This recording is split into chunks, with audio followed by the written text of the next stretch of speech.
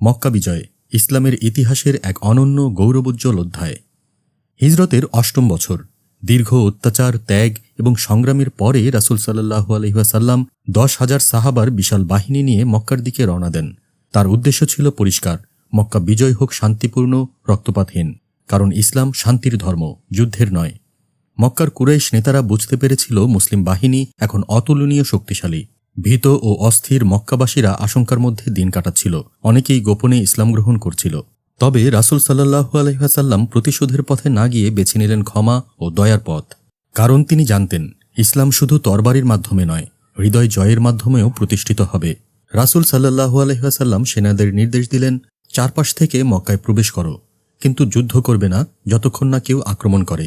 তিনি আরও ঘোষণা দিলেন, যে ব্যক্তি আবু সুফিয়ানের বাড়িতে আশ্রয় নেবে সে নিরাপদ, যে নিজ ঘরে থাকবে সেও নিরাপদ, যে কাবা শরীফে আশ্রয় নেবে সেও নিরাপদ।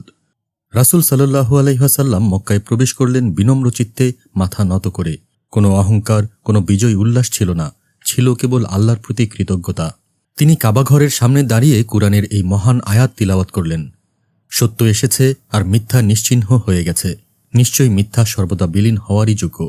এরপর তিনি সেই সব শত্রুদের সামনে দাঁড়িয়ে ঘোষণা করলেন, আজ আমি তোমাদের সাথে একই আচরণ করব যেমন ইউসুফ আলাইহিস সালাম তার ভাইদের সাথে করেছিলেন। তোমরা সবাই মুক্ত, তোমাদের কোনো দোষের জন্য জবাবদিহি করতে হবে না। 10,000 সাহাবী যোদ্ধা, কিন্তু মক্কার মাটিতে একটি ফোঁটা রক্তও ঝরেনি। এটাই ছিল ইসলামের প্রকৃত সৌন্দর্য, ক্ষমা, সহনশীলতা এবং মানবতার জয়। মক্কা বিজয় ছিল শুধুমাত্র একটি রাজনৈতিক বা সামরিক বিজয় নয়, এটি ছিল ন্যায়, করুণা ও সত্যের অমর বিজয়। রাসূল সাল্লাল্লাহু আলাইহি ওয়াসাল্লাম আমাদের শিখিয়েছেন, ক্ষমা করার মধ্যে রয়েছে প্রকৃত শক্তি, এবং যে ব্যক্তি সত্যের জন্য লড়ে আল্লাহ তার সহায় হন। ভিডিওটি ভালো লাগলে লাইক, কমেন্ট এবং শেয়ার করতে ভুলবেন না।